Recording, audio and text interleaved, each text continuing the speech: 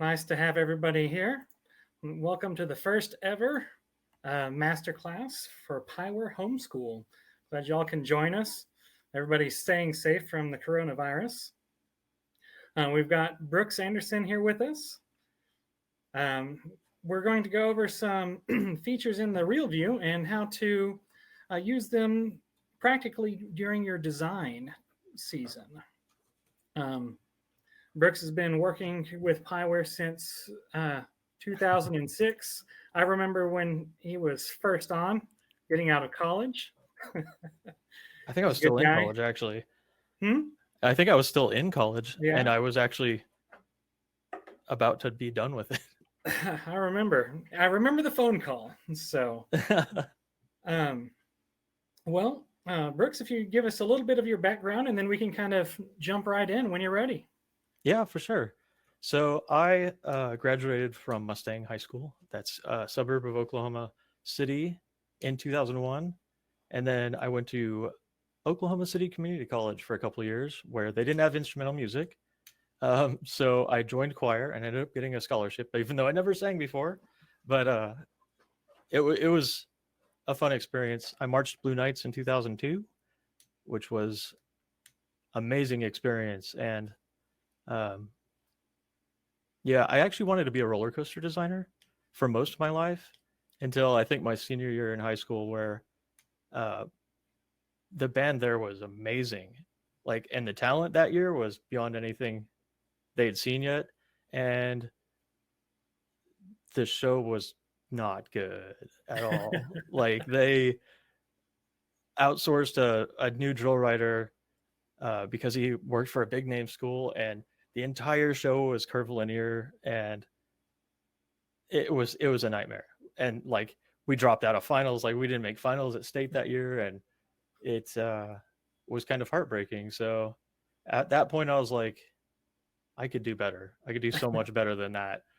And after seeing shows like back in the day, like Broken Arrow, like 98, 99, 2000, and Tulsa Union, I was just like, wow, a good drill move can really fire up a crowd. And I was fascinated to make those myself. So Well, you do a very good job at it. So thank you. You do a good job at pushing the software as well. So I do. All right. Well, let's take a look at a couple of things that we can do in the Real View. All right. Do you have any of those queued up, or maybe I can? I can. I've got the polarity one here. I can show that one right quick. So if you'd like to give some background on this, I'll go ahead and get it queued up for us. All right. Oh, I wish I could make my audio work. But yeah, it's I don't know if anyone's heard of the demo scene before, but it's kind of like a technology subculture where it started back in like the 8-bit computing days, where people started pirating software, and all the hackers or crackers would incorporate their own like intro scene before the hacked game that people would get. And it became like a competition to see who could get the most processing power out of whatever computer they were using. So whenever you boot up this game, you'd see this amazing intro, and it's become like a competition and subculture now. So the music this is based off of is a demo that I think it was 16 kilobytes.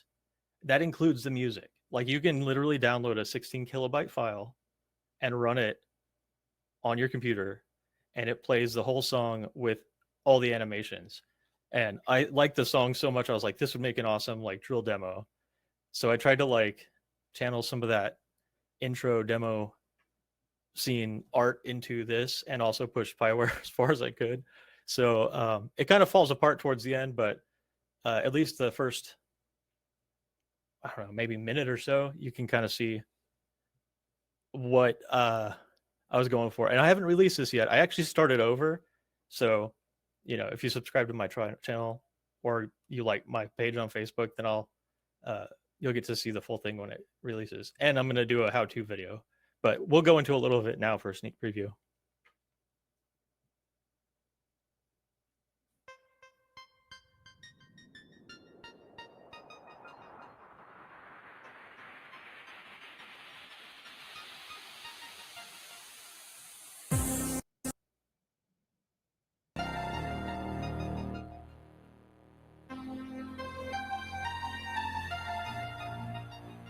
Oh, it's really struggling.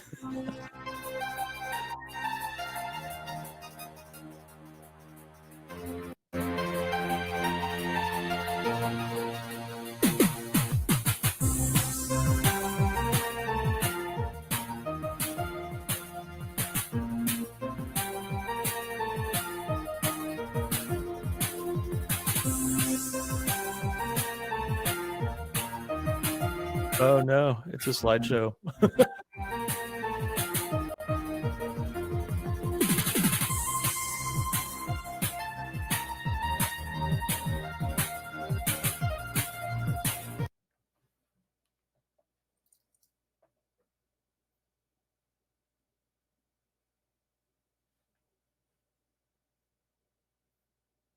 All right.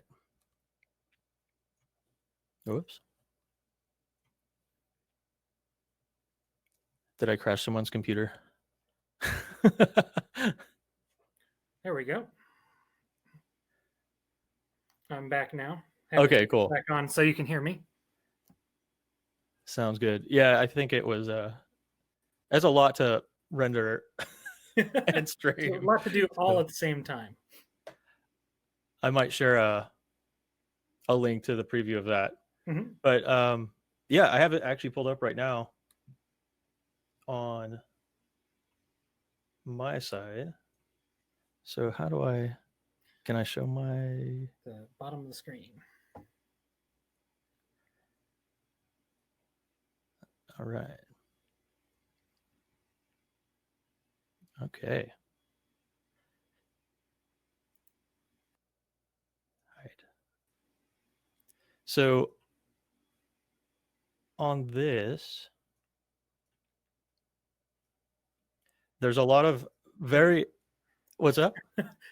Several different props happening and also camera motions. Yeah, there's a lot going on this one. So I'll show you kind of how I did some of this stuff, but you can see that I basically have them all wired up like Tron style. And then there's a whole bunch of visuals and stuff that run through this. Oh, sorry. I don't know how fast that's going, but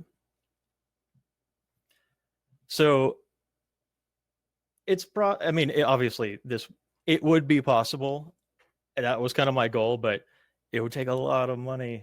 But there's a bunch of stuff that no one's seen before: light up flags, light up uniforms, and everything changes colors multiple times, and that basically just requires a lot of work. So I'll show you real quick. Let me see. Hopefully I can make this work. Oh, good grief. There we go. Well, you're saying that not many people have seen the light up flags and light up uniforms. I saw a advertisement just recently. I think it was in one of the user groups that they now have LED flags. So, I saw that one flag that had it was like a mesh of LEDs, and it was some insane amount of money, I think. And it kind of just was really floppy. But I am working on a couple of projects that I'll share more about at a later date. Fun. But it has something to do with kind of making these things happen. Awesome. So I'll just show you a quick thing, a quick little indication of how many textures I had to make. So let's see. This shows how many textures I used through this demo. So I have one uniform texture for every color and Shaco. I got rifles, one flag, and then the props all have their own sets of textures and uniform and textures and colors. So whenever you're animating, you just switch the texture file of that prop at the right beat, and it will change in the animation. So the props, whenever you do it with props, it's super Pyware doesn't care. Uniforms right now, it's a little bit shaky. And Well, then we're still locked to a certain number of uniforms because we have right, it hard coded in there. Um, the idea is within the version 10 life cycle, we're going to change it to where you're going to have more of a assignment like the new props do. So you can change the textures for a single model on the fly. that's gonna be awesome. So the only one, I mean, that's all pretty common knowledge. And if not, then we can go into how the props like textures work. The one thing that might be questionable, like how I did, is the lasers. So these are just regular square texture files. And what you can do, since you can change the dimensions of performer props over time, you can actually, let's see, I'm going to switch my, hopefully this doesn't freak out. All right. Yeah. So for instance, this, let me just get one of them. This one right here, it's the laser right here. You can see that if you change the width to like 20, it shrinks the width. And then if you give it a range of counts, it'll change over that amount of counts. So that's how you do that. Don't know how practical it is, but something that can be done. So yeah, that's Well, just kind of a fun little demo. the same concept is used when you're expanding a tarp. So you can Yes, expand a tarp across the field, or if you're doing a sheer piece of fabric over performers, you use that absolutely. same type of concept to pull it over. And as a just a fun little, I have my camera. A fun little detail that's some of you might have seen, but whenever I made the when I made the uniforms, I shaded the faces so that it would look like they were being lit by their shakos. It's just kind of one of those like detail things that no one will ever notice, but I like. So But you can do. you can. So I'm gonna load up a file that I made for this, and If you had to put a time on creating that file, how long do you think you've worked on it? that one before I restarted, it was maybe 10 hours or so. Um, Does that but include the time that you used to create the Photoshop files? yeah, the cool thing is you once you learn how to do Photoshop, and that was part of it for me, was learning faster ways to do things in Photoshop.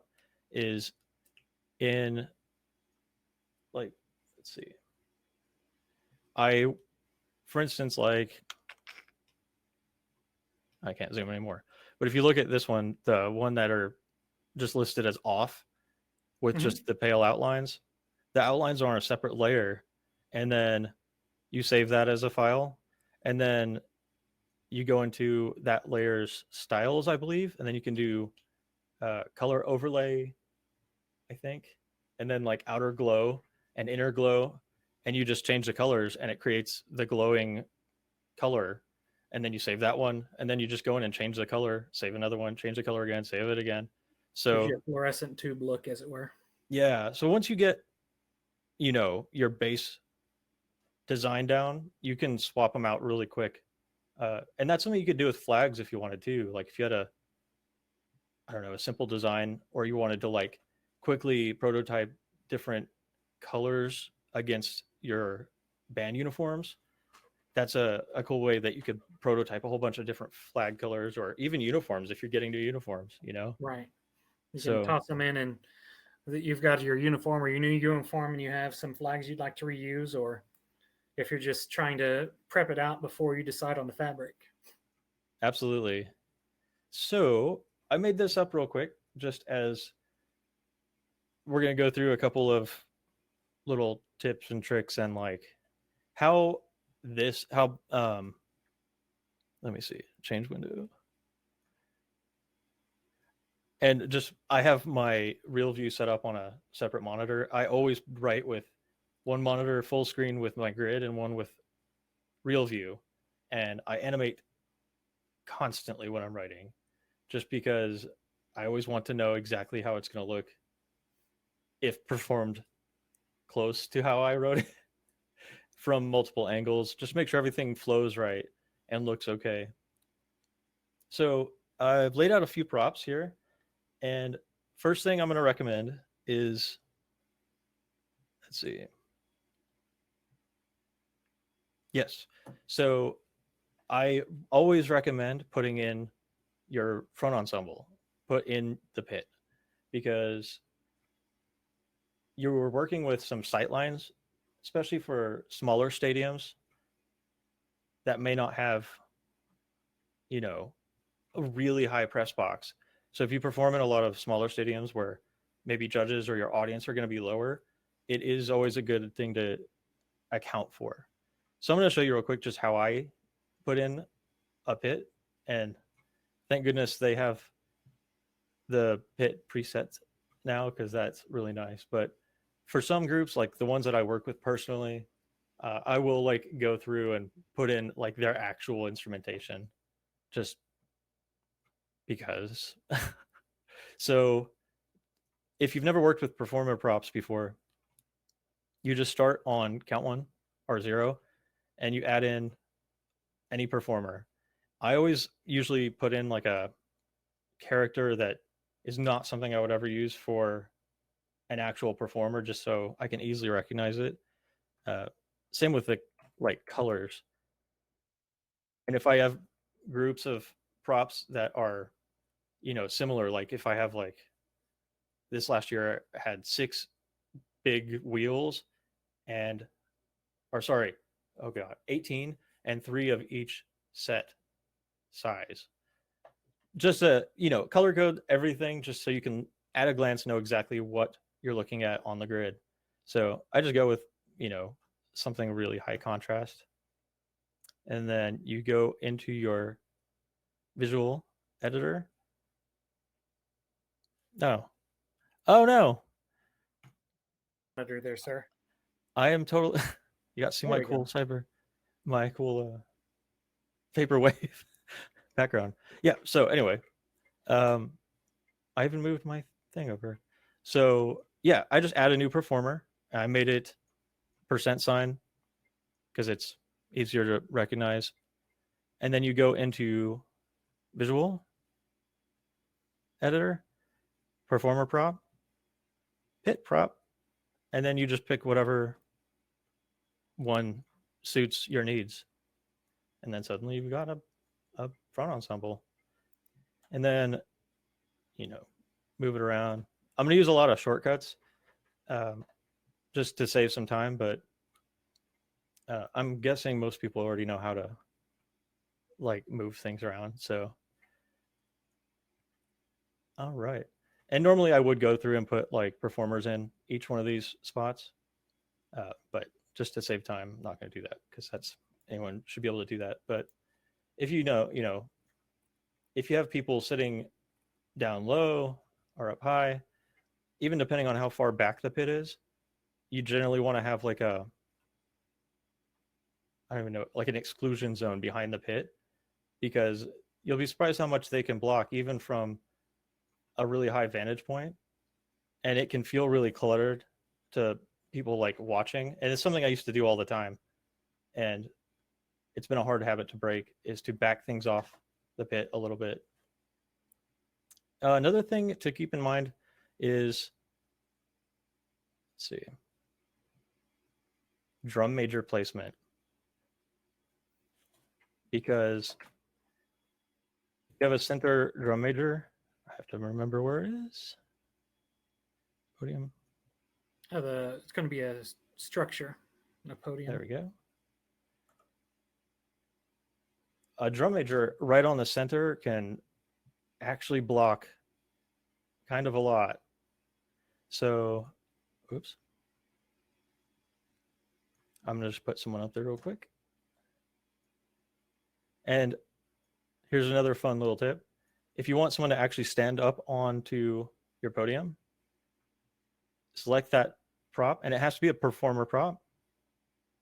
And you can set it to can be walked on. Pretty self-explanatory. But you also have to set the performers that are going to be standing on the props to can walk on props. So whenever you put them on, and here's another little thing that is a little bit frustrating. If you have people standing directly on the middle of a prop, it's really hard to pick which one you're selecting. So I usually always offset them just off center. And what I would suggest on that is you can actually lock any performer. So for your podium, if you select your podium, I think I have. and then go to your display menu and choose lock performers or lock selection. Oops. Sorry, I actually have a shortcut. But yeah, you can. Where was It it? allows you to lock those so you can actually drop them on top of it and you don't or have to worry about selecting them. Yep, lock selection. Lock selection. And the performer props are in version 9 and version 10 for those of you who have not used those before. They're amazing. If you do any prop work, especially moving props, they're amazing. They're great. But yeah, I have my lock set to, I don't know if it's defaulted this way, but as Control L and Control U to unlock. Oh, wonderful. Makes it quick. Yep. So there you go. You got someone standing on a prop. Now, one thing I will say is whenever you are using performers that will stand on a prop, and if your props can be stood on, this is just a little thing that you'd want to do as an optimization for your animations, that because if you have a prop that will never ever be walked on, you always want to make sure that you have it set to will not collide.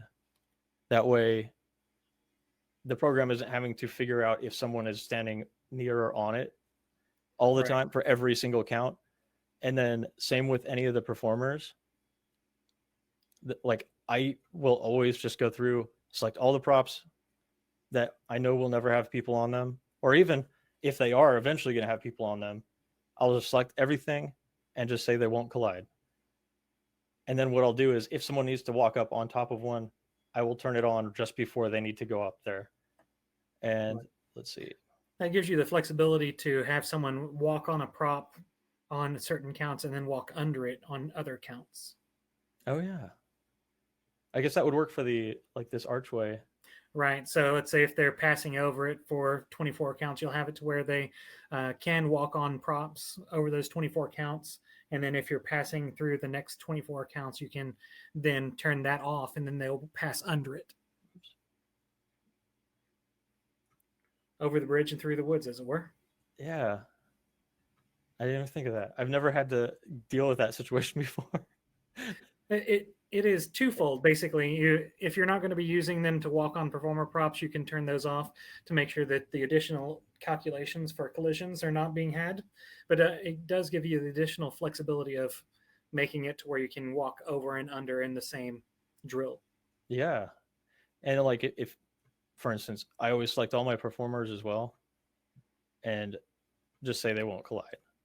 And this is something I think I've mostly figured out while I was working on that crazy light up demo, is that if I had accidentally set everyone to can walk on props, it would just not animate anymore because my computer was begging for mercy.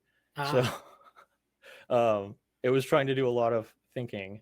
Yeah, running on more every single calculations count for collisions. Yeah. Plus, for that demo, I actually have it tapped out in double time, so I can do subdivided light changes and visuals and stuff. So yeah, hopefully the new version will work. I had a lot of extra junk in there that didn't need to be in there. So well, the revised version is always better the second time, right? Oh yeah, and it's been a lot faster to do. So let me just see, check my notes. Yep.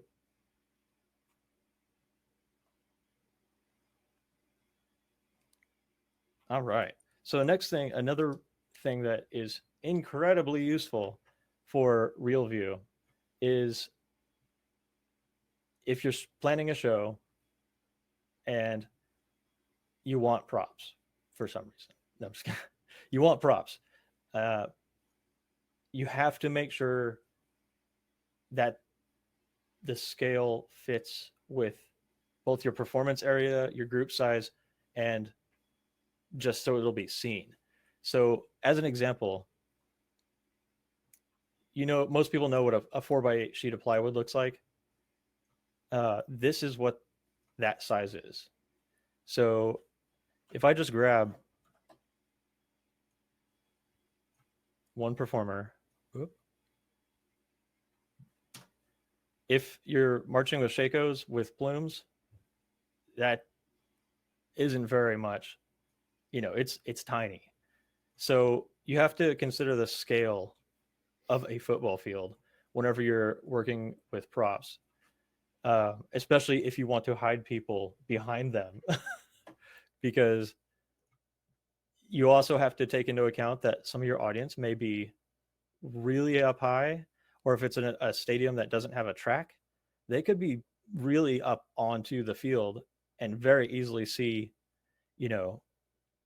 someone desperately trying to hide behind a piece of plywood. And also, while you're testing it, you can check, because sometimes, same thing, depends on the stadium. If your audience or judges are going to be lower, that's going to change how many people and what parts of the field you can put props in to hide people. So before you even start building props or designing your show proper, throw them into Pyware and get into Real View and check from all the different angles. And I mean, the scale, once you you'll be building these props and be like, oh my gosh, these props are so big. Look at how big they are. And then you get them out onto the field and you have like 5 or 6 of them. And when they're in the band room or like sitting out in the parking lot, you're like, wow.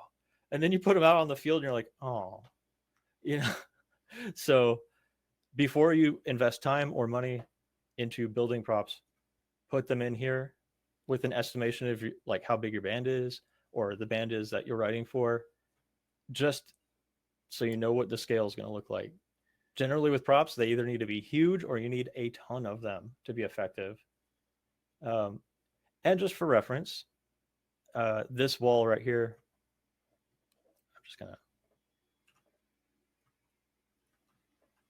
to, I'm not used to having my real view on a different, covering up my grid.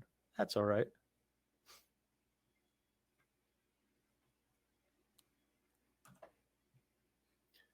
While you're discussing that, also, you're in late in version 9 and version 10, we added the ability that you can actually adjust the size of your performers, and that's done in the cast list. So let's say you have a very short performer or a very tall performer.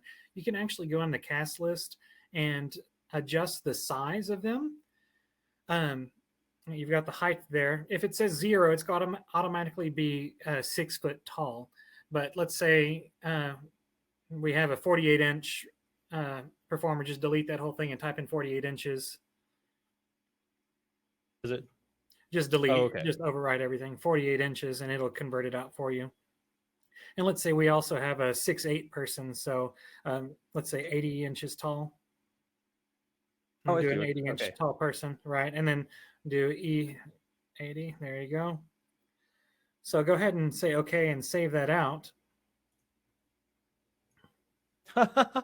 So now you're going to have that reflected, and it's going to have it to where the instruments are actually the original size. So it's going to show you how the performer relates to that actual instrument as well as the prop.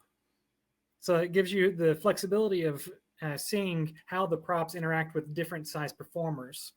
Also, the sizes there will also work with the uh, Oh, the clinics, the stride analyzer, you're able to look at actual stride sizes based on height if you choose to enter them as well. oh, that's cool. I So think the hasn't the performer height been in there before, but the performer did it? height was in there. It only prior to the end of version 9, it only was used for the calculation of the stride size. Oh, okay. So now it's reflected in the real view since we've done more with props. It was very important to get the actual size in there as well because if they're interacting directly with props, you need to be able to see if someone is hidden properly as you're giving an example. That is awesome. I didn't know that. I'd always seen that, but I was like, uh, I didn't know if it actually took into account anything. Plus, that would be a lot of work for me to try to Well, put in all the heights. But uh, if you're a director, mm-hmm. or I think you can import cast list. You'd able to import it into the other drills. So if you get a cast list from a director, you can import that in the first drill and then either do a continuation file and that transfers it forward, or you can import it into the existing drills that you've created. Oh, okay, So that's actually really cool. If I had the time to be able to like gather that information and put it all in, or even if you have like some anomalies, like if you have a couple of really really short people or a couple mm-hmm. of really tall people and Right. what position they're going to be in, you could put that in there just so you know that you don't put them together at any point on accident. Exactly. You get the people that you know that are on the ends of the spectrum, as it were. Yeah.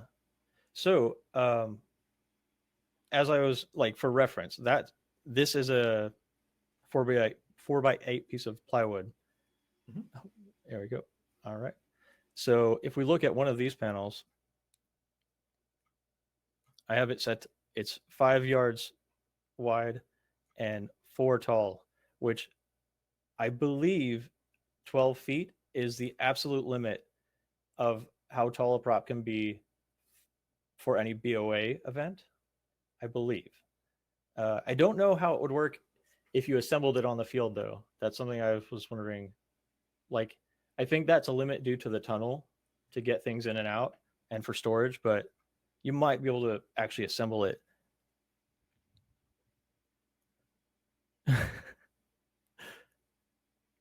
A girth measurement, that would be awesome.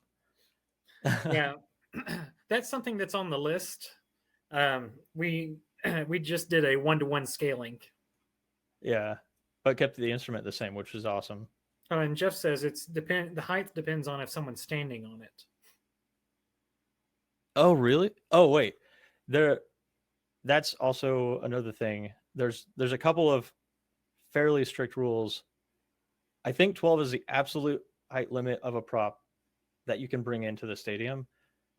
If you want someone to stand on a prop, if it's 6 feet or taller, it has to have rails. It has to have safety rails. So you have to take that into consideration as well.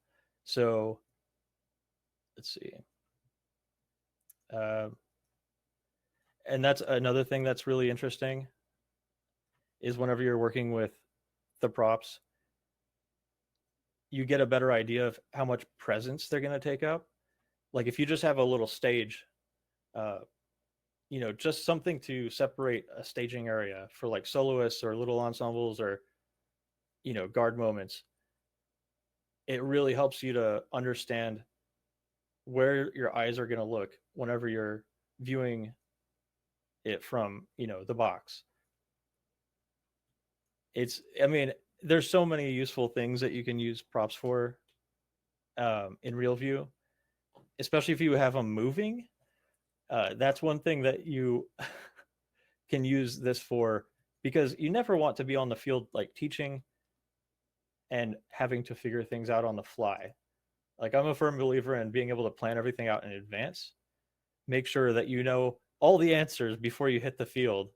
That way, there's no questions and you can get on with learning and cleaning the show, and you can spend the time outside of rehearsal getting all that stuff figured out.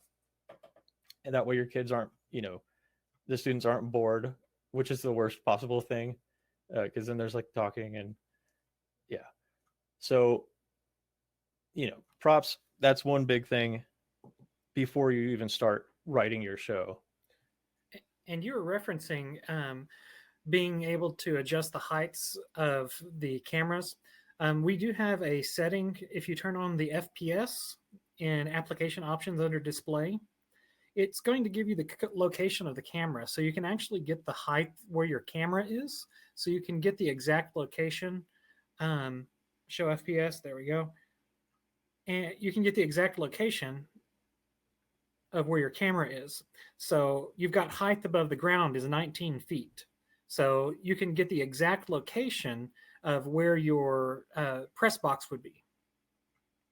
So I know we have some that are in 1A schools or are not in Texas high schools, as it were, and have grandstands that are only 12 or 15 feet tall. So that gives you the ability to do that. Yeah, if you know, and is that, and the distance front to back, is that measured from the center of the field? It's measured from the focal point. So if you zoom all the Oh, way okay. in, if you zoom all the way in, currently it's set at the center. If you use your right mouse button and shift the location of that, you're going to be able to move that into a different location. You're going to see a white square on the screen. That is your focal point. So that's where your location is that your camera is looking at. Okay. So Awesome. you can set that, let's say, on the 50 front sideline, and then scroll back and get the exact location of the top of your press box, get you your perfect vantage point. Cool. Yep. So right from the front sideline on the 50, you can get all of these. I don't usually check on the angles from like side on, just of It really kind of depends on the venue you're working with. yeah. But as Rob Billings says, we don't play to the cheap seats. So The so scores aren't done from the cheap seats, right? exactly. So if it happens to look good from the side, even better. Bonus points. Yeah, that is actually pretty useful. That way you can account for, like, that's one of the biggest issue, like, things that I take into account as I'm writing a show is like, where is the big contest that you're going to be? So in Oklahoma, that's OBA, Oklahoma Bandmaster Association, and it changes every year. And this past year, it was at Owasso, and they don't have a track, and their stands are really, really close to the field, like so close that it's almost hard to see the pit if they're not on the field. And also, you can use that to take into account reflections of sound and where to put your speakers. So I made sure that whenever I laid out my field, I had my speakers further back, and I also made sure that my like exclusion zone was further behind the front sideline. That way, no sight lines would be blocked by stands or people with big hats or something. So, I mean, that's another thing that you can keep in mind. And also use Real View to like really get up and right on top of the field from different angles. So, what is next?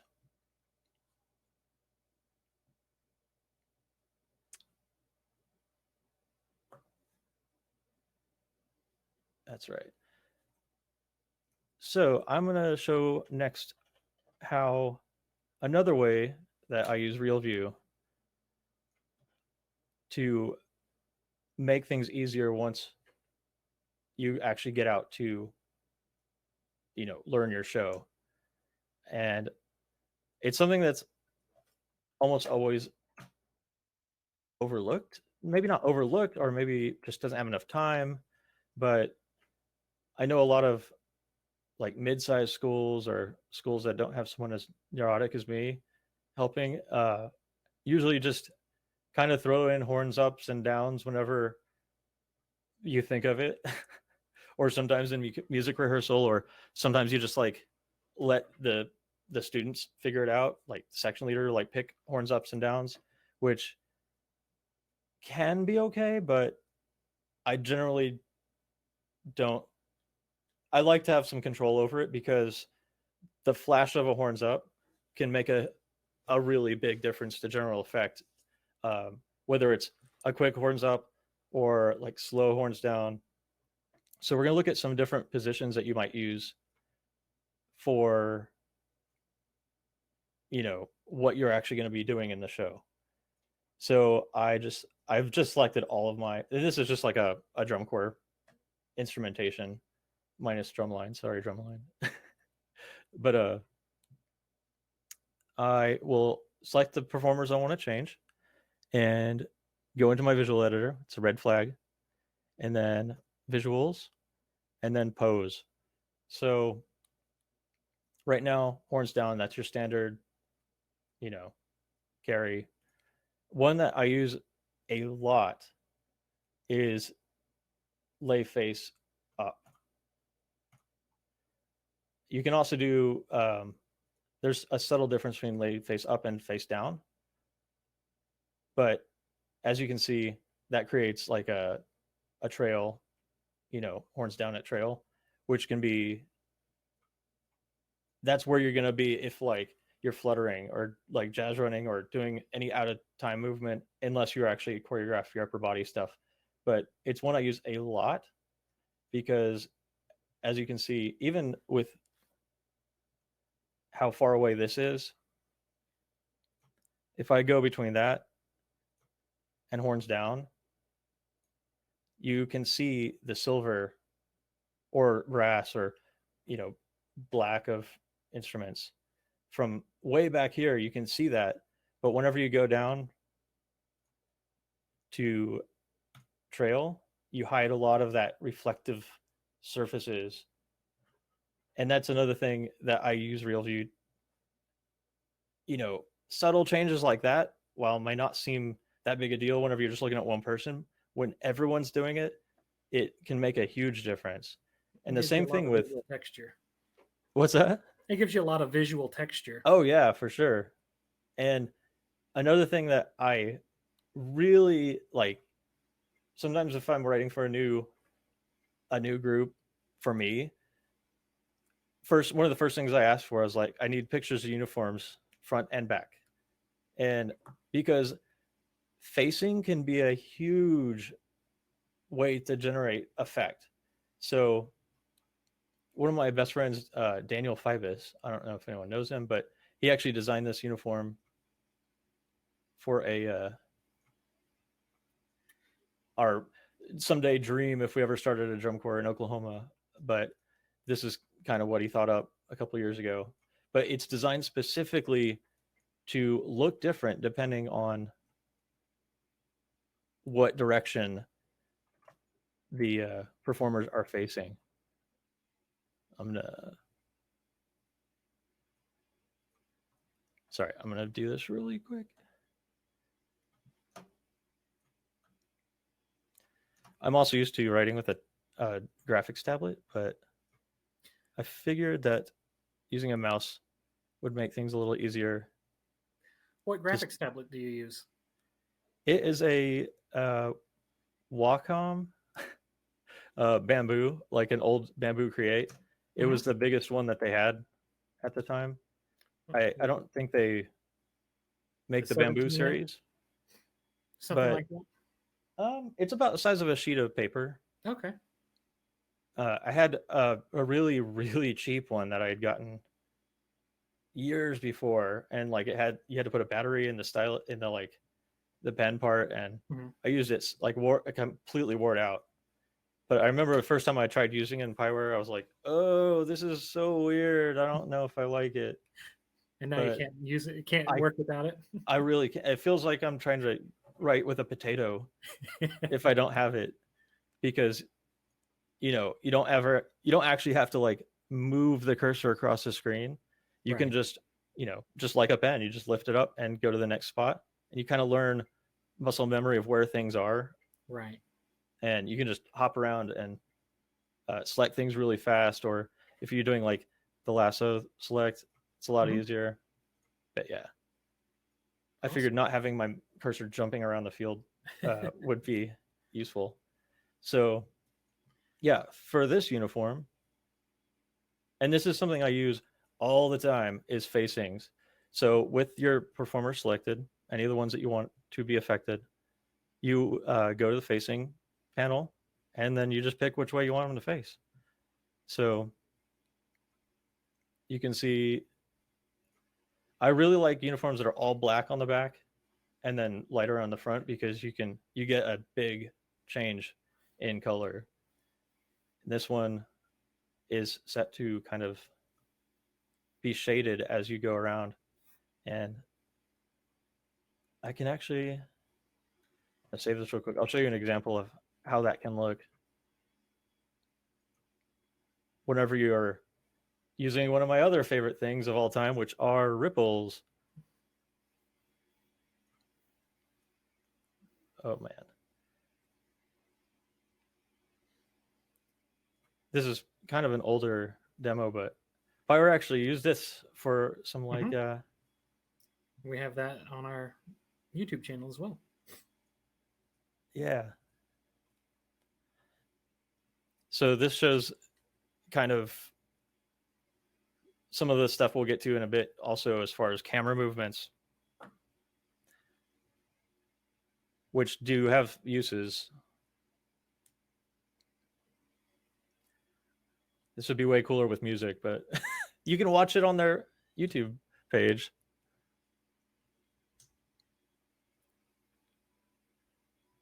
Ooh, all black uniform with accent orange on the sleeves.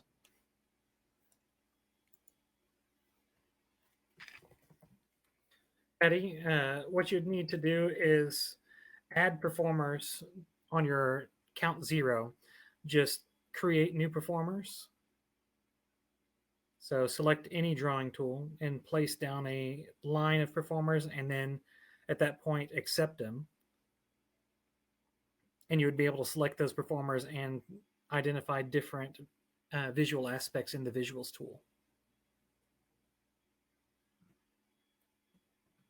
Oh.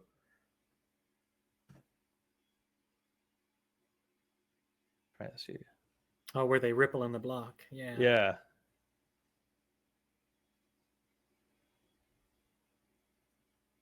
You did a ripple facing with a rippled. Ah, I have all the cameras movement set in here, so it's trying to like jump If them around. you click on the camera on the right hand side of the real view, I know you can.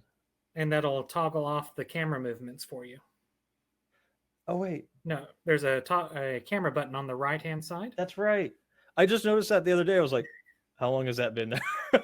So, for those of you who are not aware, the camera on the right hand side will temporarily disable the camera movements. So, if you implemented your camera motion, you can actually disable that temporarily and continue designing. And you can toggle that back on whenever you're working.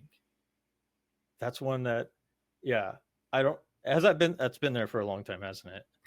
Yeah, that one's been there since we added the camera motion. I think we added the camera motion, and in the first beta, they asked, "How do we turn off the camera motion?" So then we added that button. That's hilarious. Yeah, there's still some features that I will stumble across. I'm like, are you kidding me? Do you know how long I've been doing it the wrong way? Well, there's not really a wrong way. Right. There's about 7 The different ways you can do almost everything. least efficient way possible.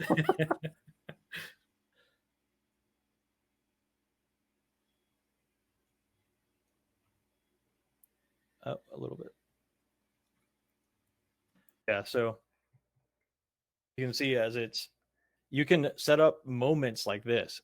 And this is something that is, if you're writing your own drill, or if you're writing for, a group, that's hired you to do this, you can set up these big visual moments that make it look less like, okay, this director bought music and then they bought drill and then they had someone write the guard work. Like the ultimate goal is to make all those things work together with the music to create those big moments. So as a drill writer, you're the last person to, contribute. You put it all together. So you have the ability to create these moments. And, if you're not working with the band directly, if you gave them an animation that looked like this, instead of them just seeing a hold for 20 30 counts, or if they're looking at their charts or in the app or whatever, and they're like, there's this hold, we're just standing here for this long, and then leave it to them to figure out. If you give them an animation that says, this is the idea that I'm thinking of, that puts them in a good position to create those big moments, those general effect moments that crowds love. And that's something, it's something that surprised me a lot once I started using RealView, like when it came out and I started adding visuals and stuff, and I would send the drill and the video off to like groups, and then I'd watch a video of them like a couple of weeks or a month later at contest, and they were using the exact same visuals I put into RealView. I was like, oh my God. I was like, hey, it works. It's just a general guideline. And same with color guard. The guard visuals, you use it to show, hopefully, if you have a guard director that is like almost every single guard director I've ever worked with has always been like, just write the drill and I'll fill it out, and I ask, where do you want your transition? Like what flag or piece of equipment do you want at what point? And I'll make sure I get them on and off in time to do that. So, but if I can give them an idea of like how I see the whole thing fitting together between the band, the guard, with the music, drumline, horns ups, horns downs, like, if you do a horns down with a catch, it might seem obvious, but if you could show that, it's so much easier. They can be like, oh yeah, that makes sense. That's really cool. But I use it mostly just for, I know at this point, I want there to be color. I want silk. Or at this point, I want the silks, like I want flags or rifles or sabers in the air at this moment. Or I'm recommending it. Right. Just if you can show them how cool it could look before they have to write it, they can do the same. They can figure out something similar. Yeah, they can figure out fun ways to get in to a toss or out of a toss, or a couple other things. Like guard for RealView is awesome, especially whenever you take into account how far back, like this big archy thing right here, the guard back here doesn't look like they're that far away from this back line. But whenever you see this from the top, you can see how spread out these lines are just because of how perspective works. Like they're about the same distance all the way around, but it looks like they're way further away here.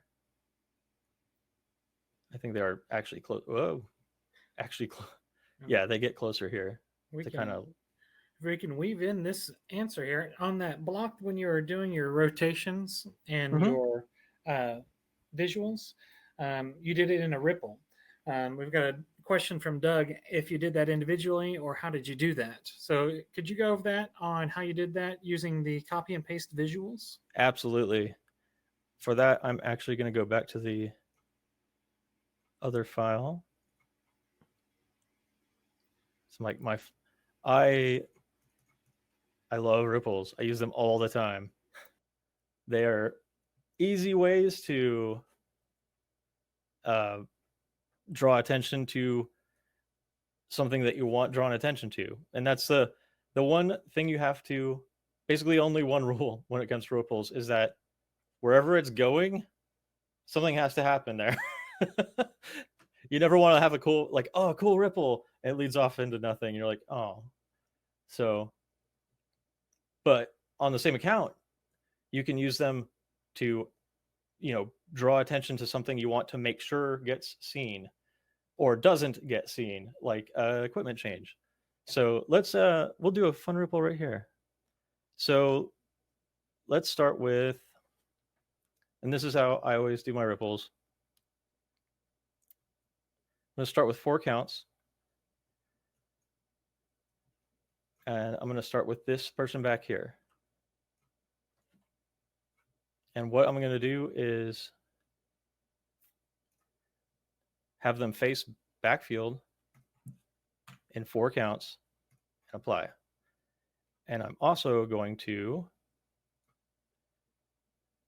have them, what would be a fun one? How about T-pose? 4. Horns up. Yeah. And then for lower body, I'll have them Andersen. I never get this right. There's always a way that I like to do them. So I'll apply. If you're going to create it to where you want it to take the entire 4 counts, you want to choose ending at. Really? Mm-hmm. I have never really figured out how those interact. That actually might be too fast. We'll see. I don't know. Sometimes the animations will glitch out if they're not long enough, if you don't give people long enough to do them. So is that the same for this? Well, so what you do is if you're matching 2 things up, let's say for those 8 counts that you have here, you wanted to do 2 rond de jambes, loop it twice. Mm-hmm. If you did a starting at and then starting at again, that's going to look correct, except for it's going to go past count 8 into count 9. So if you want it to actually end at count 8 and take the full 8 counts there, you'll do ending at and ending at. So it's going to take the full 4 counts that you're working with, because you've got starting at count 1 4 counts. So it starts after count 1. Oh. 1.0001 in seconds, as it were, if you're looking at it as counts. Oh, okay. Actually, I'm going to do this 8. In effect, you would probably be clipping some of the previous or next animation. That's where you're getting that unusual effect.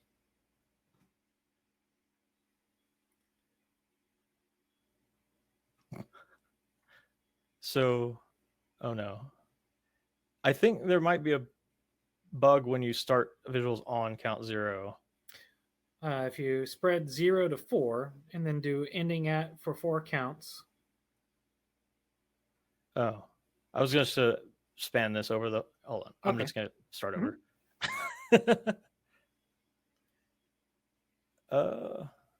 That's right.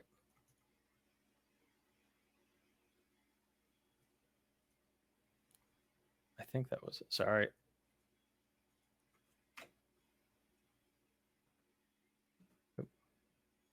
All right.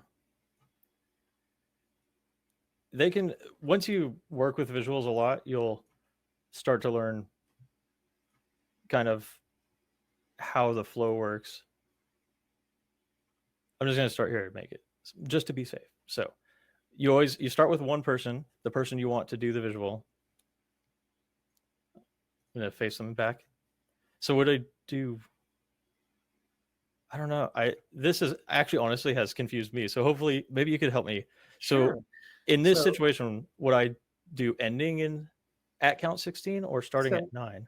If you're going to have it taking the full 8 counts that you're working with, you'll choose to end at. Okay. So it's going to. Oh, okay. It's going to take anything forward of 8 and anything prior to 16 is going to be this entire transition. If you're going to take 16 counts to do that, or yes, no, 8 counts to do that. I'm sorry. And that's going to take the full transition to do it. Okay. That's something that is actually going to help me. So, Because we give you the starting at and ending at, because if you're not using the entire transition, it's a quick way of having it either start at the beginning of the transition or end at the end of the transition. If you're using the full phrase, choose ending at, and then that's going to give you the exact timing that you need between the page tabs. oh, interesting. So I didn't know it interacted with page tabs. Mm-hmm. Huh. Or your anchors for is what it Oh, interacts okay. with primarily, but for your particular example, you had them set at the page tabs.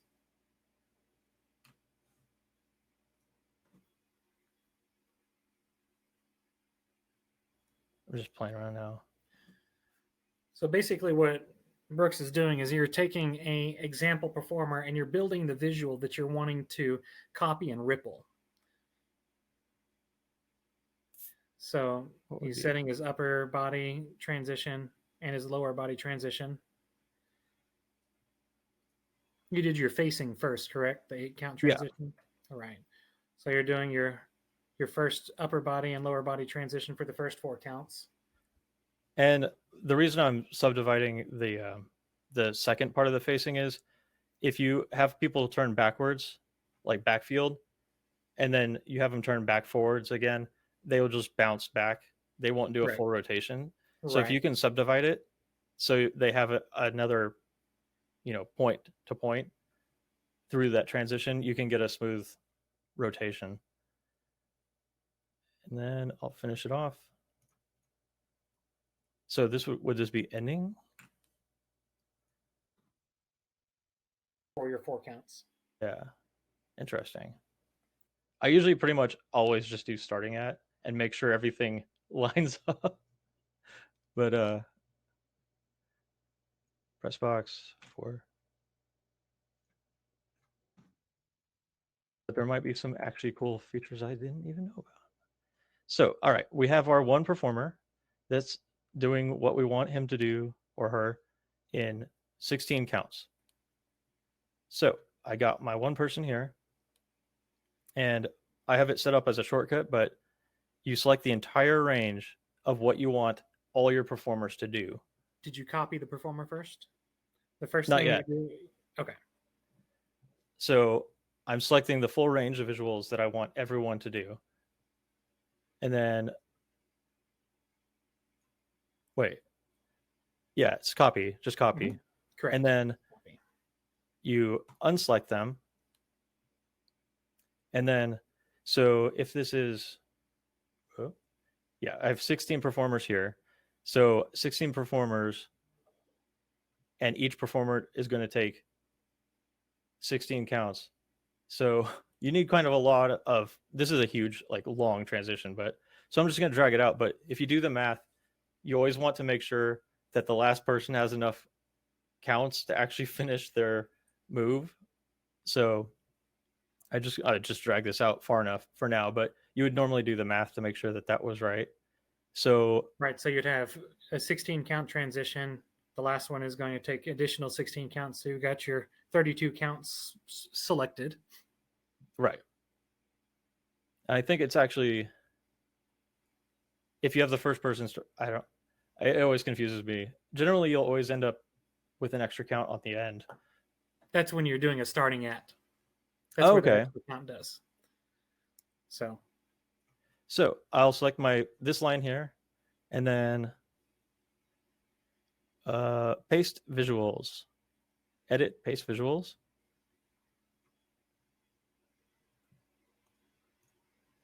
And then you want to paste the copied visual from, and you'll drop down to make sure you have the full range of visuals that you're going to be pasting.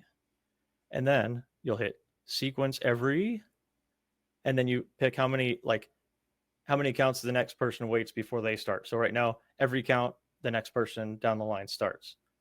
And you can also check what you want to change. So if you have people like taking off their hat, you could have people like their hats coming off in sequence. You could do uniform changes. So, guard, if they had like a flag that, like a double flag where they could like rip off a flag, which I've done before, you could do that. So they their flags change in sequence. So you can do everything. And I usually just include all. And then while you're on this page, it depends on the grouping order as to how which direction the ripple will come from. So I usually just will animate it to make sure. So that's not the direction I want it to come from. You can hit in reverse order and accept. And then you can do that with the same one. I have my paste visual as actually as a shortcut. I have it as Control V. And for some reason, I don't know why that happens, but that range is gone now. Okay. Well, let's go back to select 0 to 16 one more time for us. All right. With Or the first performer. So your 16 count transition, select your one performer. Copy. And copy. Yep. And then get your additional range. So your 16 count range. And then when you go to your paste visuals, actually choose the edit list option. There, the button to the right. And let's create a new one. What we can actually do is that visual that you just created, we can actually save that to be used later. So choose, I believe it's add. Do I need to have, there we go. All right. And now you're going to be able to title this visual. And then you should be able to select the option for the range. Okay. Okay. And say okay. And now that is going, when you say okay here, it's going to now appear in your presets list. So you have your option for any visuals that you've copied, as well as any visuals that you've saved. So Chuck and Doug, if you're planning to do visuals more common, or if you have a package, let's say you have a 16 count phrase you want to create a visual for, you can save that and use it later on down the road. I have a few in there, as you can see. Mm-hmm. Because as you were, Brooks, as you were saying, you like to put some visual effects in there, and it may not be exactly what they're going to be doing, but if you have a preset visual range, let's say you do a couple of 8 count visuals, a couple of 16 count, a couple of 32 count visuals, you're able to save those and put them in on the fly. Mm-hmm. I should probably do that more. I just, I always go with whatever I think fits best for the music at the time, but exactly. There are some things that you're always going to just want to do. Exactly. And Chuck, yes, they are. All of the saved visuals will be available on any drill that you're working with. That is a generic saved file, so any drill you open is going to have access to any of those preset visual lists that you've created. So there you go. I love ripples so much. Well, we're getting towards the end of our session here. Yeah. Were there any other questions over what you've seen tonight, what Brooks has gone over? We're happy to answer any questions or anything that you'd like to see that hasn't been covered.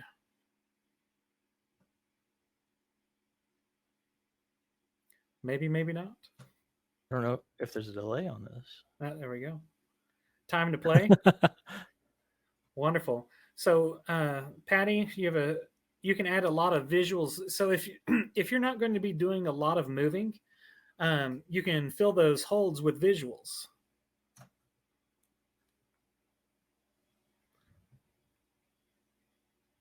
And Chuck, guidelines for prop placement for group size. Yeah, that's actually a really good question. Is one thing that props can be incredibly useful for is limiting your stage, basically. So if you don't want to, like if you have a smaller group and you don't want to have to be covering the entire field, then basically if they're just like backdrop props, you will want to move them in a way that kind of frames your outer limits of where you want people to be going.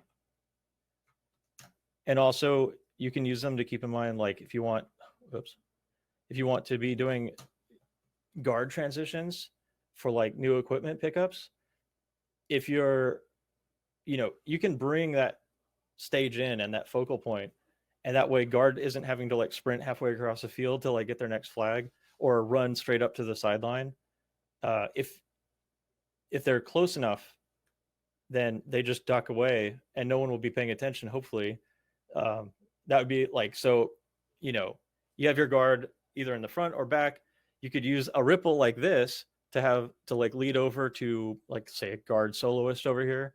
Have this ripple. As the ripple starts, you could file off your guard to start hiding behind the props. And by the time you're done watching the ripple and they do like a toss or something, the guard is gone and they're already picking up their new flag. Um, the only thing that you would want to avoid is having props that are too tall in front of performers. But I would say maybe, 3 feet would be all right. It's pushing it a little bit, but if people are going to be standing on it, then that can be all right. And that can be really useful, actually, if people are going to stand on, even if it's just like a 1 foot tall off the ground, that can create some good layers if they're up front. That's one that you just kind of have to play around with. That's one of the nice things is you can throw in some props. They don't even have to have the final images on them, although I always recommend it if you can.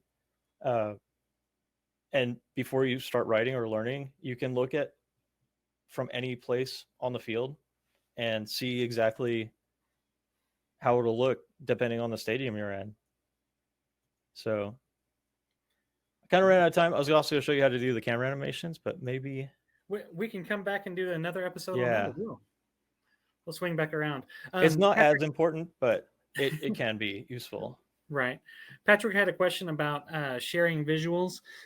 We don't really have a way of sharing visual library currently. All of the preset visuals are saved out into a visuals text file, which is saved in your shortcuts folder of the Pyware 3D documents folder. So you're able to actually merge additional ones there. So if someone were to send you their visual library, you can actually toss it in there and add it to your file in a text editor. And Shant, yes, you can actually have performers standing on top of and under a prop at the same time. What you'd do is you'd have your arch prop set to where people can actually walk on it. And then what's going to determine if they're on top or bottom of that is the performer has their own setting.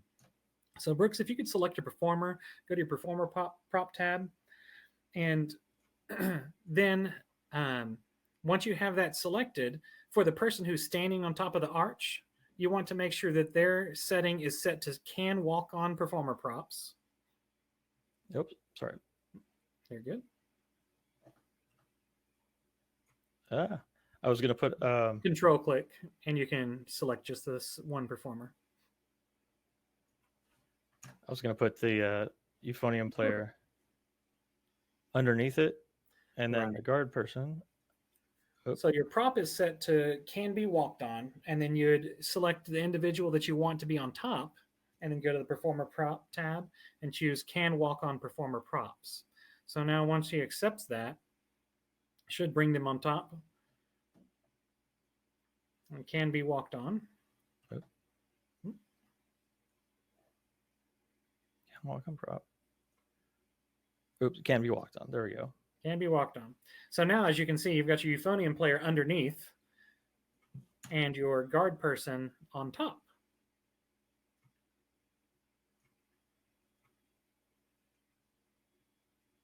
This is a very fancy move right here.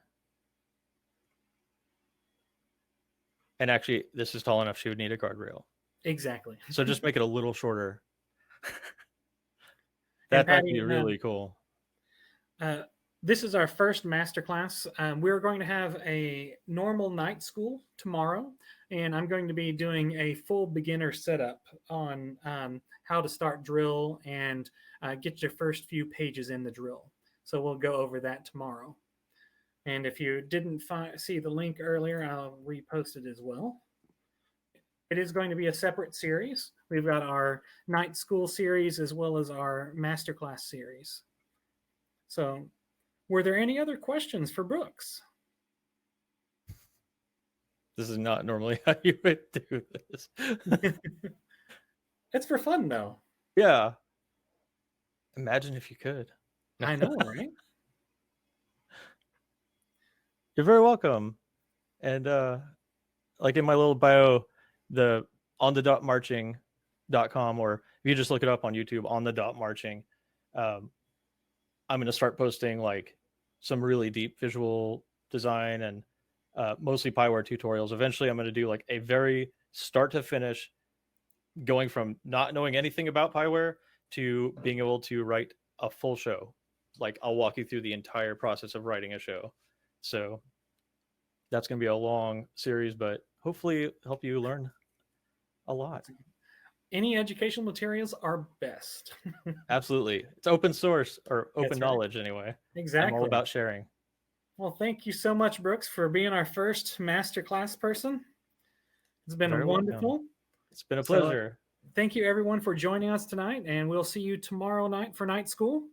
Be sure to sign up, and y'all have a wonderful evening. It's going to be 9 p.m. Central. That's our standard time that we're starting, and gives everybody some time to unwind from whatever they're doing during the day, and perfect time for designing. So, all right. Well, we'll see y'all tomorrow. Have a great evening.